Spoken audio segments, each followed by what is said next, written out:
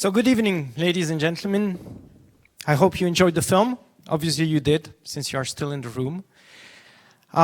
Special evening tonight. I would like to welcome you here in Brussels, but also in 7 different cities in Europe.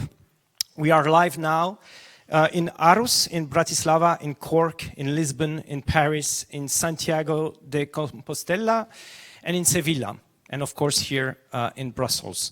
All those people in those screening rooms have seen the film Mediterranea. It's a finalist of the Lux Prize, one of the 3 finalists competing for the final prize. We have the pleasure tonight to be here with the director of the film. I will welcome him on stage in a while. The microphone, we will not give it to you people in this audience, but you will have the opportunity to tweet. If you use the hashtag Lux Prize, the questions will show up on my screen and I will be able to ask them to the director. So, first of all, on behalf of the Lux Prize and Beaux-Arts here in Brussels, I would also like to thank this evening partner, which is the SAA, the Society of Audiovisual Authors. They are celebrating their 5th anniversary tonight, not tonight, but this year, sorry. And they've been great supporters of the value of the Lux Prize and also the value of European cinema. Well, let's not wait more. We will have around 35 minutes to talk about the film. I would like now to welcome on stage the director of Mediterranea, Jonas Carpignano.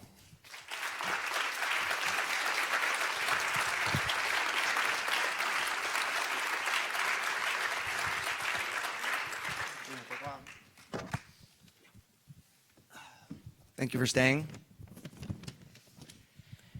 Okay, let's start first with an obvious question. I will start with the first one. Where is this idea coming from? I mean, this is a heavy topic right now, a hot topic, but obviously you had the idea before it was all over the news. So can you tell us a little bit more about the genesis of the film? Of course. I mean, every time I get this question, there's always a different way to answer it because, the movie takes place in a place where I've been living for 5 years now. So the inspiration comes from everywhere. It's everywhere you look in this town, you get inspiration for a different element that you see in this story. I think the biggest inspiration is the lead actor, his name is Kudu Sihun, and he's the one who plays Aiva, and the film is really based on his life. I'd say about 90% of what you see in the film are things that have actually happened to him, and they're things that we sort of worked on together. Every scene is something we worked on together, and we were trying best to tell his story on the screen. So let's talk a little bit about him. How did you meet him? Because this is a question that comes often on Twitter. Someone from Lisbon is asking about him. How did you come across him?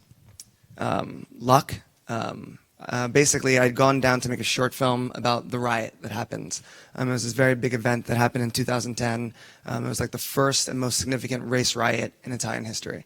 And I went down a year after to cast for the short film, and there was a manifestazione. There was a strike. Yeah, it was a protest of sorts to sort of commemorate the 1-year anniversary of this riot. So I thought, okay, if we're going to make a film, a short film about the riot, and we want to include people who participated in it, this is the perfect place to find someone, because there are 600 people here who have actually, were actually there when it happened.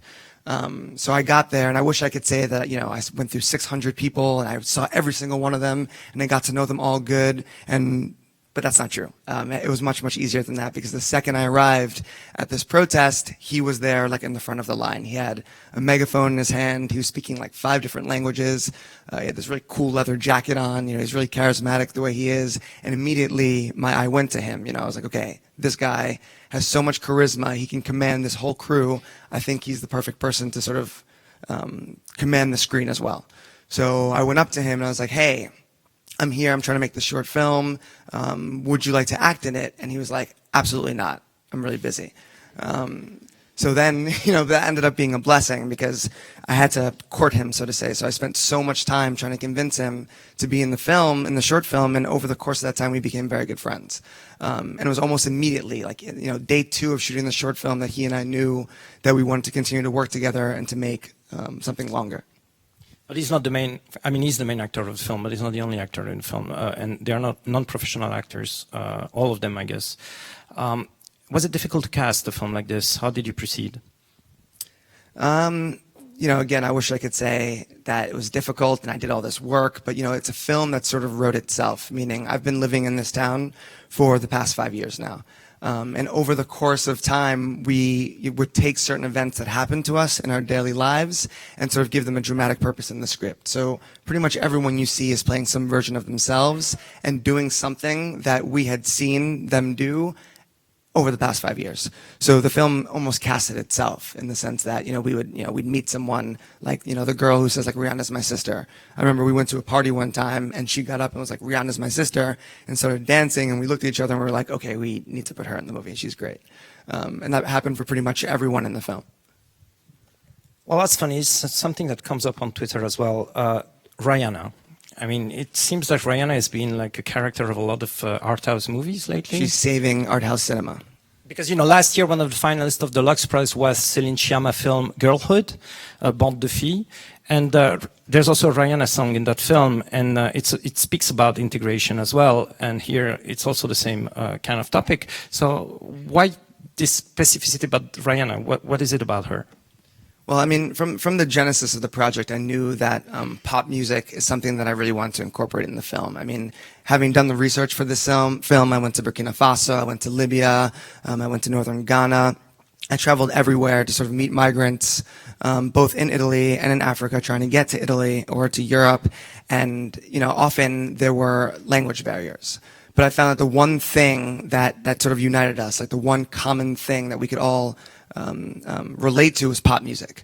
So for me, even if I can't speak Arabic, even if my French is just comme ci comme ça, I could, with the second like a song came on, like Rihanna, or pop music came on, we were all of a sudden dancing to the same rhythm. Like we were bobbing our head at the same moment, we were singing poorly at the same moments, we were raising our hand, and it became this sort of like universal language, this thing that united everyone. And I think that's a very important thing when speaking about, the globalization process and how immigration and immigration in general is shaping and changing society. So, pop music was always going to be an important factor in the film. Rihanna got chosen because she's my favorite. She's, to me, the best pop star out there. Also, my family comes from Barbados, from my mother's side. So, we are trained and told to believe that she is the absolute best. So I drank the Kool-Aid.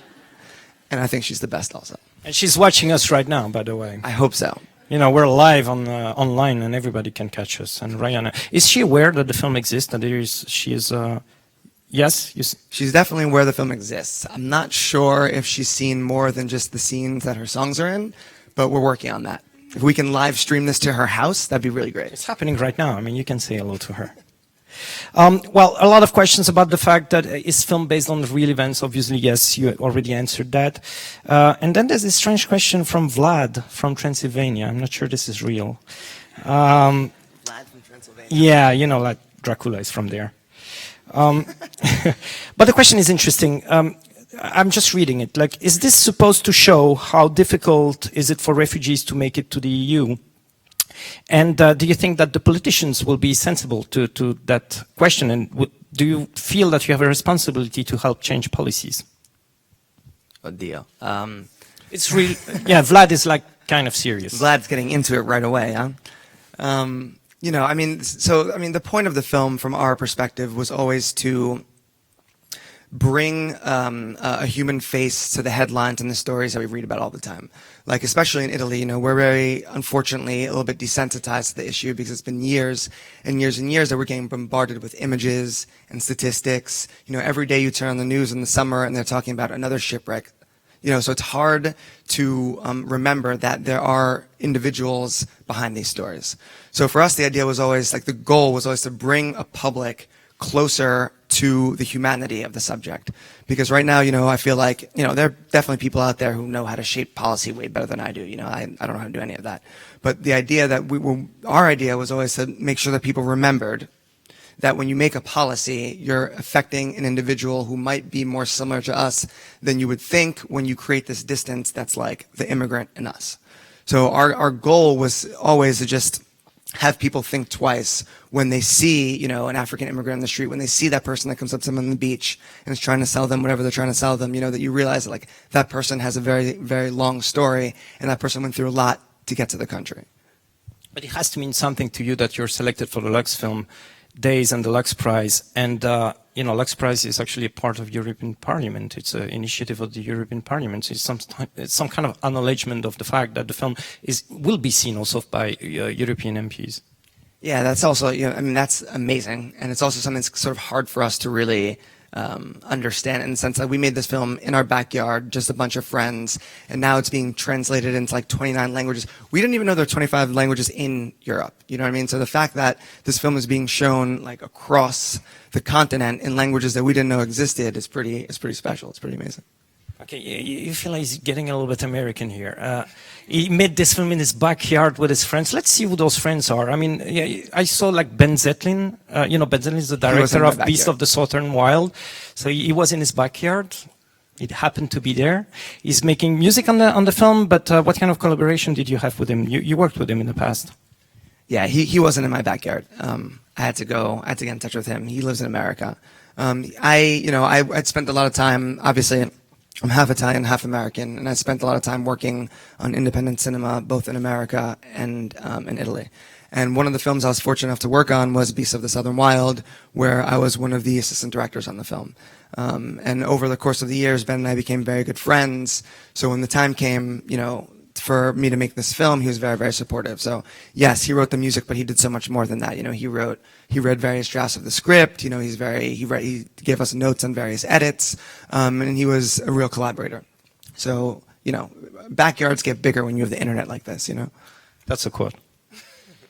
And that question was coming from Miroslav from Slovakia. He wanted to know how did you choose the music of the movie, but it was kind of organic, I guess, and yeah. Another friend, and I don't know if I'm mistaken with this, but I saw Chris Columbus' name somewhere. You know who Chris Columbus is? He's the director of, for example, Harry Potter, and he actually produced this film in between Pixel and Night at the Museum 2.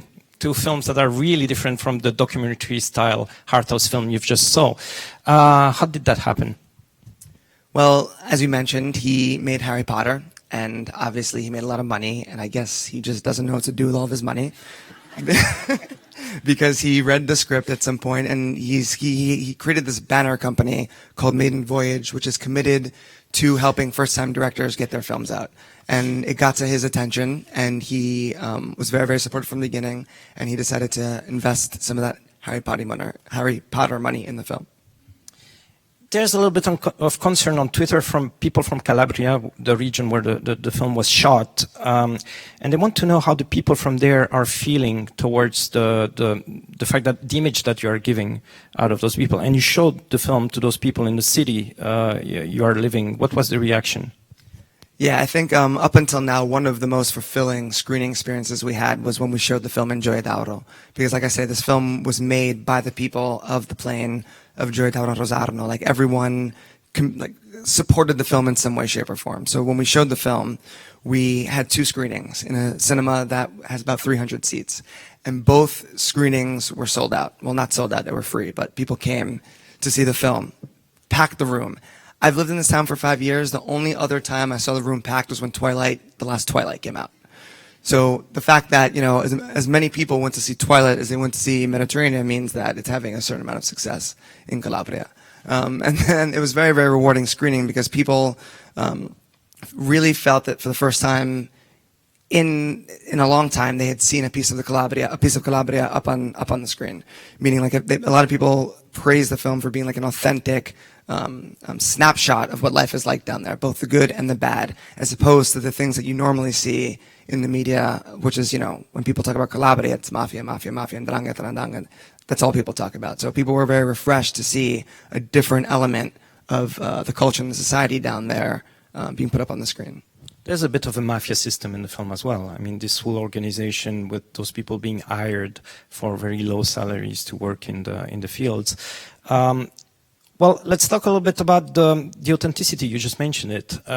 Accents, dialects. I mean, everybody's speaking a different language. Even Africans between themselves, they're not speaking the same language. Was it difficult to work with that kind of authenticity? This is the price to pay when you have to respect that.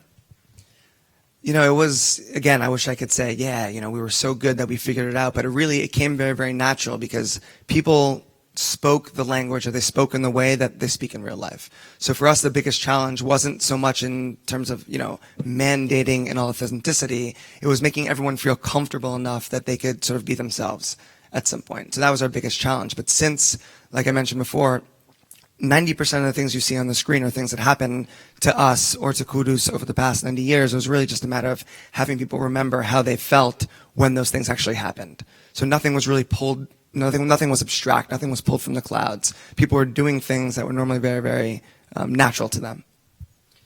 So maybe now we can talk a little bit more about the topic of the film.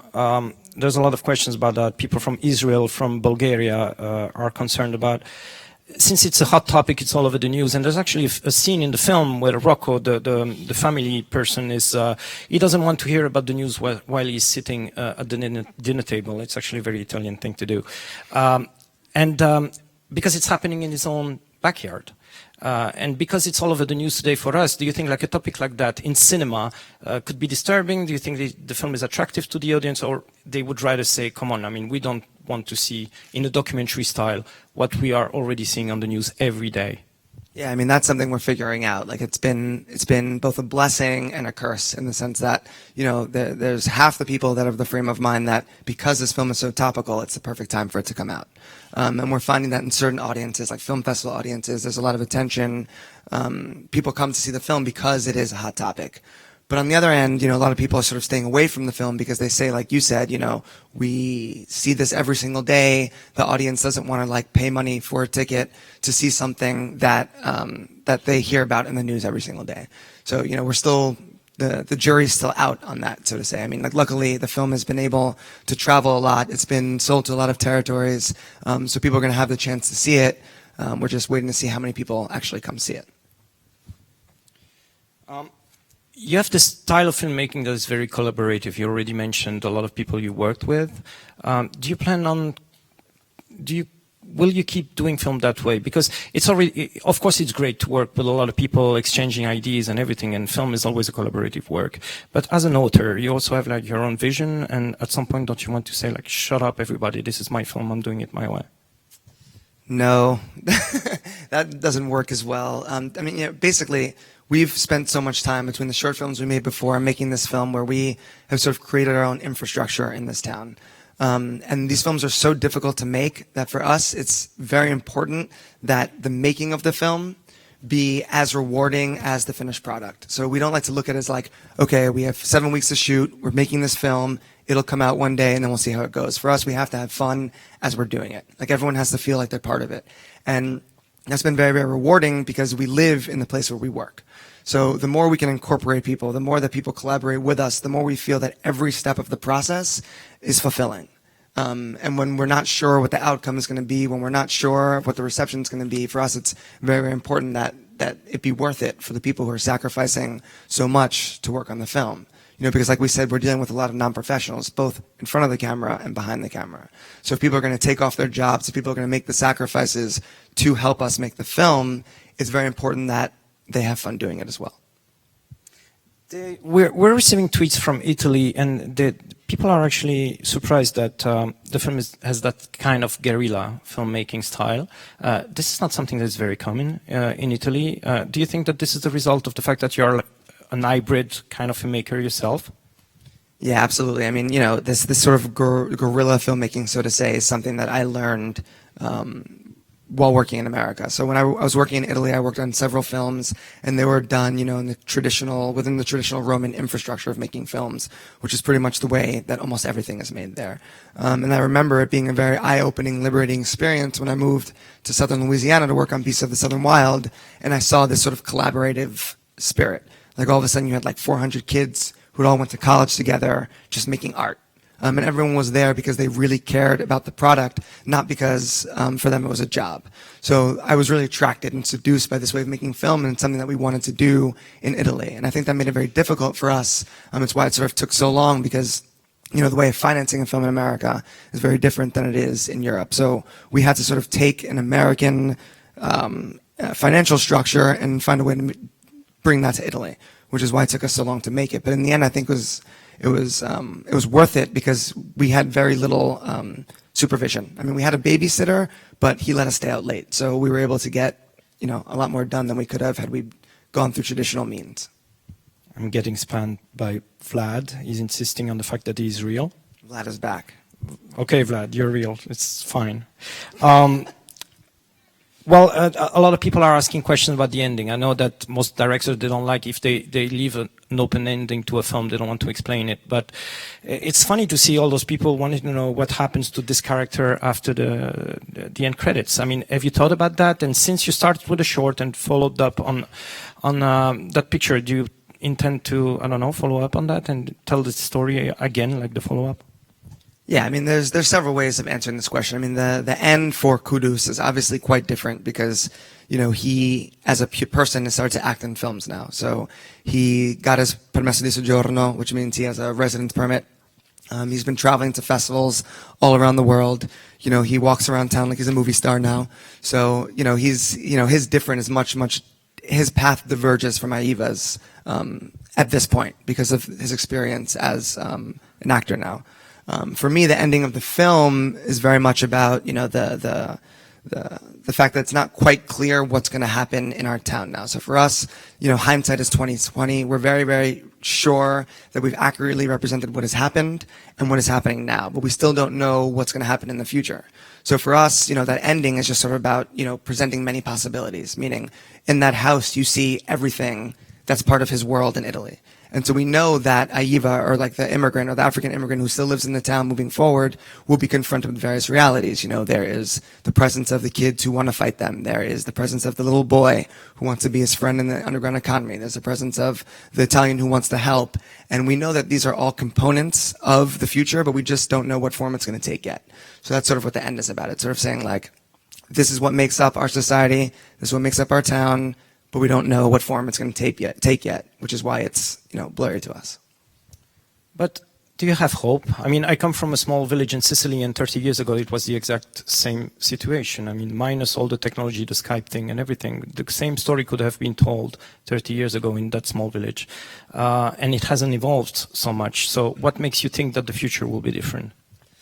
I mean, I'm incredibly optimistic. Like, this is a question that we always get, and normally, Kudus is standing next to me, and it's always the same. Like, he always brings up the fact that, in many ways, things haven't really changed in the sense that, the living conditions that you see in the film are still very much living conditions where the immigrants are now. So that exact structure doesn't exist anymore, but there are places just like it all over Rosarno, these makeshift barracks, places with no running water, no heat, where they're forced to live during the season. At the same time, it's very difficult for them to get documents still. That's still a problem. So in many ways, on a bureaucratic level, things are the same.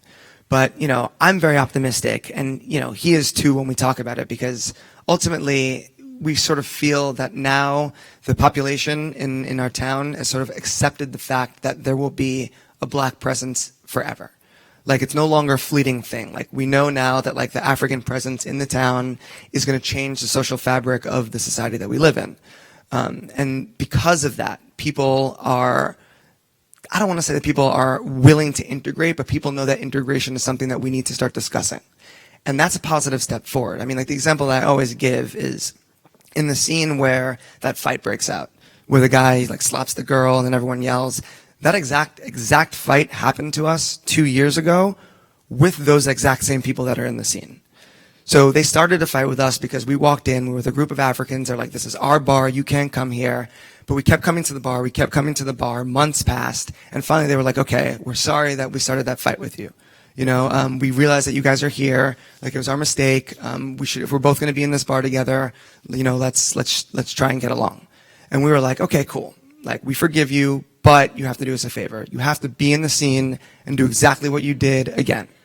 And they were like, okay, yeah, sure, let's do that. Fine, let's do that. So because we sort of went at this with a smile on our face and we looked to incorporate everyone, because we understood everyone's perspective, that situation has alleviated itself. So now to that group of kids, he's not just a black dude walking into their bar, he's Kuda Suhun, who came from Burkina Faso, who's been living there for 6 years. And that kind of thing happens all the time. So the more that people are not just abstract beings like the African immigrant, the more that people's individuality is known to the population, the more understanding there is. So it's not like a magic solution where all of a sudden we're all friends, but at least knowing who the other person is, alleviates a lot of the tension that existed much earlier. So even though they're going through the same struggle for freedom and for also acceptance, they're very different, the two main characters. They have different expectations as well. I mean, they go through the same journey, but one is more realistic, optimist, but realistic, and the other one has unrealistic expectations. Do you think that this is summarizing tendencies that you've noticed among those people that are in this situation? Do you want to stigmatize that into two different parts? Yeah, absolutely. I mean, I think that both of them are right. I don't think that Abbas is wrong in the sense that he is intolerant of the way he's being treated and the way he's living. But at the same time, it's not the most practical approach to living there. And this is sort of something you see with people who have arrived, newly arrived. I should mention that, the character of Abbas is the one person in the film who doesn't actually live there right now.